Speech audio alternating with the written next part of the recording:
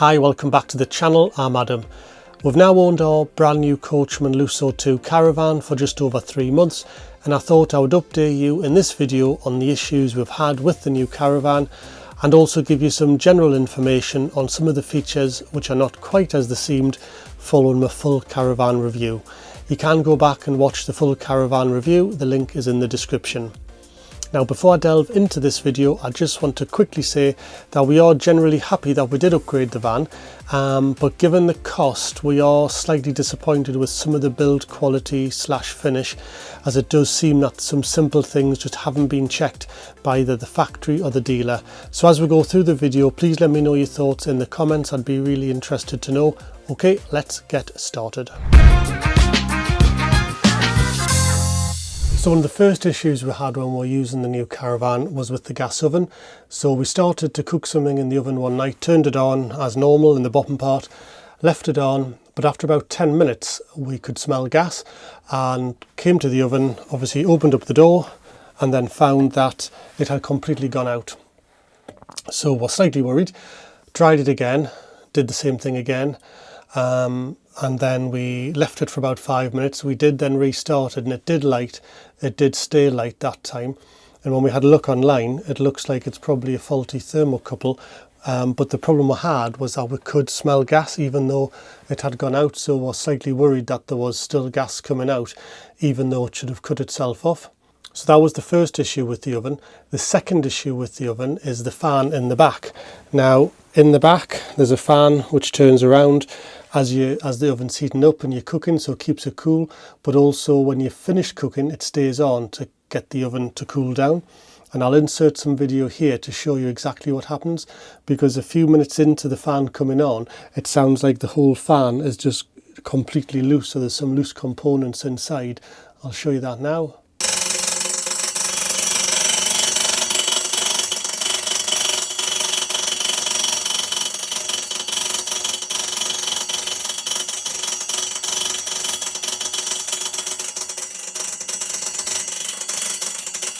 So that definitely shouldn't be happening on the oven, which basically is only being used once or twice. So that stopped us being able to use the oven now. We're now going to have to wait until we can get it back to the dealer for them to have a look at. We did say to them, should we take it apart and have a look, but they advised us just to hold off with it being gas and wait for them to take a look at it.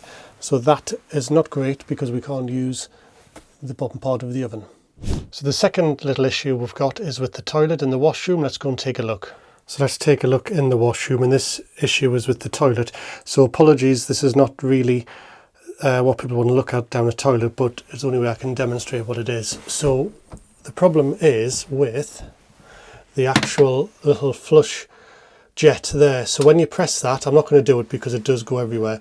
Once you've loaded the toilet up with the pink fluid shoots out of here and goes all out, all over, and then all over the side as well, and it's gone onto our trousers and things like that. So I've tried to adjust this angle, but I mean that's pretty solid fix, so there's nothing you can really do with that. So if anyone's got any ideas in the comments, please let me know, because it's never happened on any other toilet we've had. But like I say, once you press the flush, it's so powerful, it goes up the side of the toilet and then out, and then it goes absolutely everywhere, all down the side of the toilet and all over the side of the counter there as well. So it's a really strange one with the toilet. Like I say, I don't really want to put the flush in to demo it because it takes a while to clear it up, but really just don't understand why that's happening. It's never happened in any of the toilet we've had, so any thoughts, please let me know. So the next little niggle we have is with the habitation door. So as you can see in that position there, we should be able to close the locks, but it doesn't. So when you close the door quite normally and put those up, it just will not lock. So you have to really give it a wallop to get those to engage, but it doesn't happen when you're doing it on the outside. So it's only from inside. You've really got to pull it hard until those lock bolts come in so you can lock it from the inside.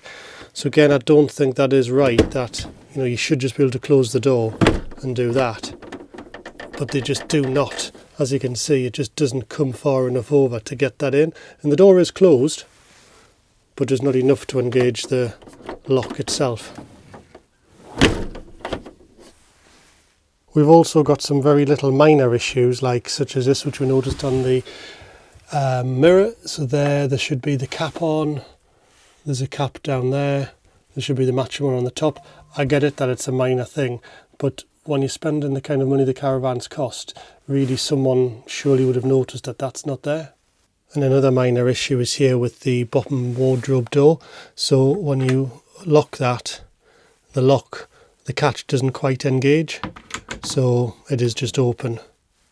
So when you look into the top, as you can see, I'll put that down, the lock's there, that one comes up no problem.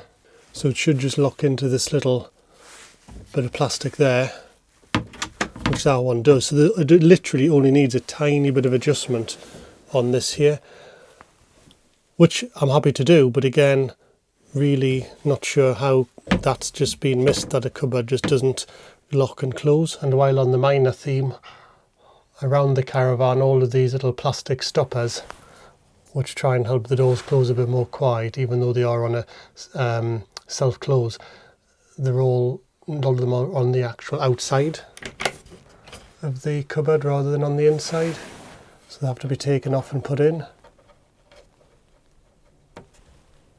Now I might just be being picky, but it just seems really strange that no one has checked anything such as a quick look around and a quick basic look.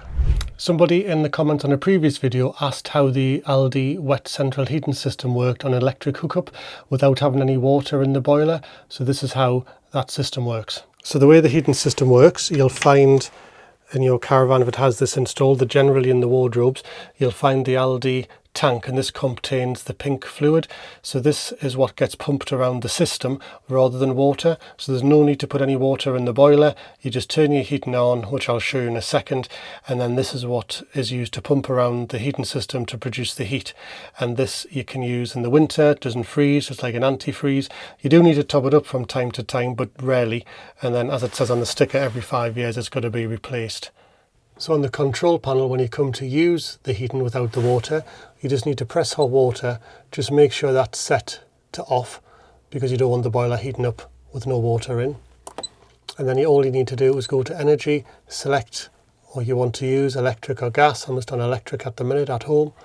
And then back on the main screen, you just select what temperature you want, and then that will start to heat up using the fluid inside that tank in the wardrobe. So while we're on the control panel for the hot water, I thought I'd just let you know something we found out while we were using the Caravan with the constant flow of hot water. So when we bought the Caravan, the dealer said you can use as much hot water as you want, it'll never run out, and that's what it says in the brochure, etc. And you can do that, but there's one caveat. The hot water, the continuous hot water, only goes directly to the shower. It doesn't go to the other taps. So we had some family round a couple of weeks ago when we were away in the Caravan, and we ended up using all of the hot water, and we thought it was strange because, again, we thought it would just be continuously being produced. But when we delved into it and you go into the manual and you actually look at the diagram, which it's not something I would normally do, but we had a look, and the outlet for the continuous hot flow of water only feeds the shower itself. So it's something to bear in mind if you're going to use loads of hot water. I mean, it's never ever been a problem for us in the past, but it just so happened that day we did use quite a lot of hot water in the bathroom sink and also in the kitchen sink. But that also brings me on to the control panel, because in the full review I did mention about the settings for the hot water, which I'll show you now, because I couldn't quite work out why some of the options were there. But let's take a look and I'll explain what I mean. So if we go back to the control panel, if we click on hot water, you can see you've got some options there. I hope you can see that, there's a bit of glare. So we've got off, which we're off at the minute. We've then got on, which basically turns the boiler on and starts to produce hot water, and then just stays hot until it cools down and then warms up again. You've got a boost. Now what that does is that will boost your hot water production for 30 minutes, but it will turn off the central heating, so you'll just get purely hot water. But then on the end you've also got auto, and what that does is it's basically boost, but it carries on doing that all the time, so you're going to constantly have the boiler filled with hot water. So that is where I was a little bit confused in the review, because I couldn't understand, if you've got a boiler what produces hot water all the time, why you'd need a boost and why you'd need an auto. But that is because that is heating the water in the tank, which is going to feed the kitchen tap and the washroom. I said bathroom before, I meant to say washroom tap. So just for your reference, if you've got the new plus boiler, it is only going to give you continuous hot water from your shower, and then the tap in the kitchen and the washroom you're going to need to use on either on, boost or on the auto option, depending on how much hot water you're going to need. The other thing we've noticed in the kitchen, the water flow from the cold tap especially is pretty slow. Now, we've had the Caravan on various different campsites and it's also on the drive at the minute. We've used the whale water connection, which is the direct to the tap feed, and also the pump to the aqua roll, and we have the same problem on both. We've also recalibrated the system, but let me show you what I mean. So we're hooked up to the mains water supply at the minute, and I'm just going to turn the cold water tap on fully. And as I say, it starts off quite well, but then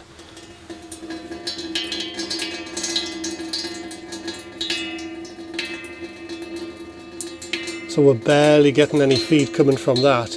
If we turn the hot water tap on, that is a little bit more, but obviously the boiler has now filled, but then that also starts to drift off. But the difference between that and the cold water, it just takes so long to fill anything. One thing I'd like to mention is the onboard Wi-Fi. If you've watched the full review video, you'll know that there's the Wi-Fi router up in the top cupboard, and it's got the aerial on the roof, advertised as 5G, but the router itself is only 4G. So I also have this, which is our old Netgear 4G router, which we used in our old Caravan and in the motorhome. And on the last couple of sites we've been at, we've been using the onboard router in the Caravan. But what we found is that on one site, when we tested the downloader, was about 8 megabytes. But then when we plugged this in, because this does have the same connections for the aerial, for the external aerial input as the onboard router, we got literally double the speed. So I'm not sure whether, I mean, I don't really know much about routers. I don't understand how there can be such a difference between that router and this one, but this one was a lot more expensive. I've had a look online at the ones that come with the Caravan, and they are a lot cheaper, and this one was a lot more money. So whether there's something different in it, I don't know. But we were going to sell this on eBay and just get rid of it. Now we've got the inbuilt Wi-Fi, but we're going to keep this now. So just in case we're on another site where we're getting a little bit of a lower speed, we can plug this in and we can hopefully get a better download speed, because we do use the Wi-Fi to stream the TV rather than always relying on the aerial. I know most sites have the aerial lead on a bollard, or you can use your aerial on the roof, but we just find it so much easier to have the Amazon Fire Stick plugged into the back of the TV and stream everything, so it's handy to have a good Wi-Fi signal. So we have contacted the dealer where we bought our Caravan from, and they have been really helpful, and they're going to be looking at all of the issues for us. However, there is a wait time of nearly 2 months before they can get the Caravan into the workshop. So just something to be aware of, which is something we had no idea about before buying our first Caravan. Generally, if you have warranty work, you will need to take it back to the dealer where you bought it from. We contacted several local dealers here in County Durham, and they wouldn't take on any warranty work unless you had bought the Caravan directly from them. And our dealer's around 2.5 hours away in either direction, so it is something definitely worthwhile considering when you're going to buy your next Caravan. I hope this update's been helpful. Please let me know what you think in the comments, and should we really have all of these issues with a brand new Caravan? This is the first brand new Caravan we've ever bought, but at the price we've paid we were hoping for a little bit more. If you've enjoyed the video, please give it a thumbs up and consider subscribing. It's completely free. Thanks so much for watching, and I'll see you next time.